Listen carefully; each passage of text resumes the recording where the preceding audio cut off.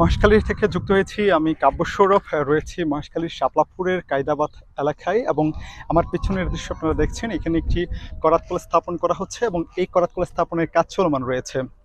মহেশখালীতে এখন পর্যন্ত ৩১টি করাতকল রয়েছে, সবগুলোই অবৈধ, কিন্তু সম্প্রতি দুটি করাতকলের পৌরসভার দুটি করাতকলের লাইসেন্স নবায়ন করা হয়েছে। এছাড়াও ২৯টি করাতকল অবৈধ বলে আমরা জানি।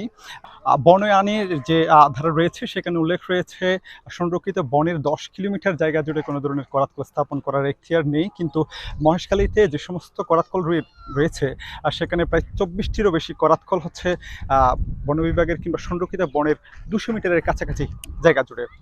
এই নিয়ে বন বিভাগের তেমন কোনো ধরনের অভিযান কিংবা বন বিভাগের কোনো ধরনের প্রতিক্রিয়া আমরা এখনো পর্যন্ত দেখিনি। তবে যে করাতকলটি এখানে স্থাপন করা হচ্ছে সেটি সাফায়াত নামের একজন স্থানীয় ব্যক্তির দ্বারাই করাতকলটি স্থাপন করা হচ্ছে বলে স্থানীয়দের অভিযোগ রয়েছে।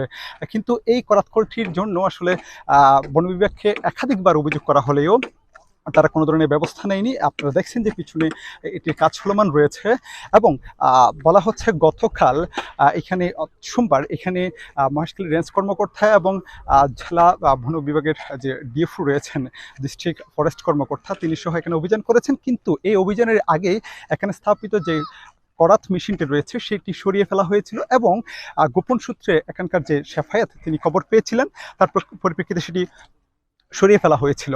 পরিবেশবাদীরা ধারণা করছেন যে লোকচক্ষুর আড়ালে কিংবা কোনো রাতের আঁধারে এখানে করাতকলটি স্থাপন করা হয়ে যেতে পারে এবং এর পরিপ্রেক্ষিতে বন বিভাগ একটি নাটকীয় অভিযানের মাধ্যমে তাকে একটি মামলা দায়ের করতে পারেন এবং এই মামলার দ্বারা আসলে কোনো ধরনের করাতকল উচ্ছেদ করা হবে না, বরঞ্চ এই করাতকল আরও বেশি প্রতিষ্ঠিত হয়ে যাবে বলে তারা ধারণা করছেন। মহেশখালীর যিনি রেঞ্জ কর্মকর্তা রয়েছেন এনামুল হক এবং দিনাজপুর বিটের আওতাধীন এই করাতকলের যিনি এই বিটের আওতাধীন রয়েছেন মঞ্জুর মোর্শেদ, আমরা একাধিকবার তাদের সাথে মুঠোফোনে কিংবা সরাসরি যোগাযোগ করার চেষ্টা করে ব্যর্থ হয়েছি। তাদের কোনো ধরনের যোগাযোগ আমরা পাইনি এবং তাদের কোনো বক্তব্য পাইনি। তবে বলা হচ্ছে এই করাতকলের যিনি মালিক রয়েছেন শেফায়েত, তিনি সরকারি যে সমস্ত প্রকল্প রয়েছে মুজিববর্ষের গড় সহ এমন কিছু প্রকল্পের ঠিকাদার হওয়ায় তিনি সরকারি কর্মকর্তাদের নাম ব্যবহার করে কিংবা নাম ভাঙিয়ে তাদের প্ররোচনায় তিনি বেপরোয়া হয়ে উঠেছেন বলে স্থানীয়দের অভিযোগ রয়েছে। এই নিয়ে মহেশখালীর যে ৩১টি করাতকল যে বনাঞ্চল রয়েছে সে বন একেবারে সাবাট করে ফেলবে এই করাতকল।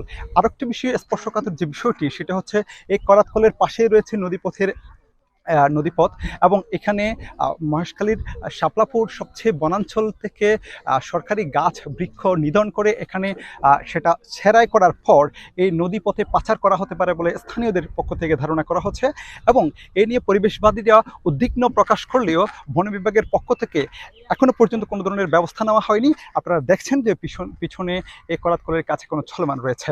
দৈনিক আজাদী, মহেশখালী।